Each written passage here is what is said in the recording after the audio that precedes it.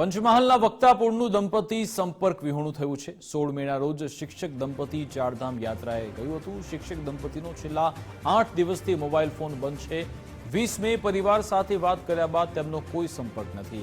શિક્ષક મુકેશ પટેલના પિતાએ જાણવાજોગ ફરિયાદ નોંધાવી છે। શહેરા પોલીસે શિક્ષક દંપતીની શોધખોળ શરૂ કરી। મુકેશભાઈ અને મનીષાબેન 16 તારીખે ચારધામ યાત્રા માટે અમદાવાદથી રેલવે મારફતે ગયેલા હતા। ત્યાં એમની હરિદ્વારમાં 16 તારીખે એ ગયા પછી 20 તારીખે છેલ્લી વાત થઈ એમ કે ભાઈ અમે કેદારનાથ અને બદ્રીનાથ માટે જઈએ છીએ, 2 દિવસ ફોન લાગે નહીં એટલે ચિંતા કરતા નહીં અને અમે અમારી રીતે તમને ફોન કરીશું, પણ એમનો કોઈ પણ જાતનો ફોન આવ્યો નહીં એટલે અમે ફોન કરવા મળ્યા પણ કોઈ ફોન લાગતો નથી।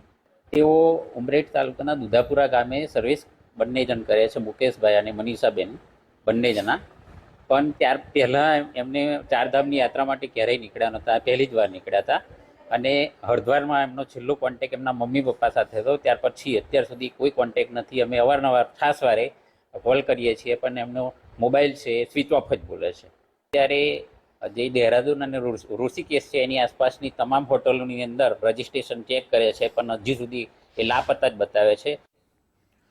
તો પંચમહાલના વક્તાપુરનું આ દંપતી જે અત્યારે સંપર્ક વેણું છે તેમનો કોઈ સંપર્ક થઈ શકતો નથી। તેવામાં હવે પરિવાર પોલીસ મથકે પહોંચ્યો છે। જાણવાજોગ ફરિયાદ પણ નોંધવામાં આવી છે। 16 મેના રોજ શિક્ષક દંપતી ચારધામ યાત્રાએ પહોંચ્યા હતા।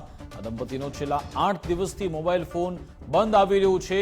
છેલ્લે 20 મેના રોજ પરિવાર સાથે વાત થઈ, ત્યારબાદ કોઈ સંપર્ક થઈ શક્યો નથી।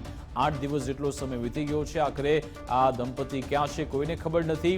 શિક્ષક મુકેશ પટેલના પિતાએ હવે આ બાબતે ફરિયાદ નોંધાવી છે। શહેરા પોલીસ હવે દંપતીની શોધખોળ કરી રહી છે અને ત્યાંની સ્થાનિક પોલીસ સાથે પણ સંપર્ક કરાઈ રહ્યો છે। જલ્દીથી આ દંપતી મળી જાય તે માટેના પ્રયત્નો પણ થઈ રહ્યા છે।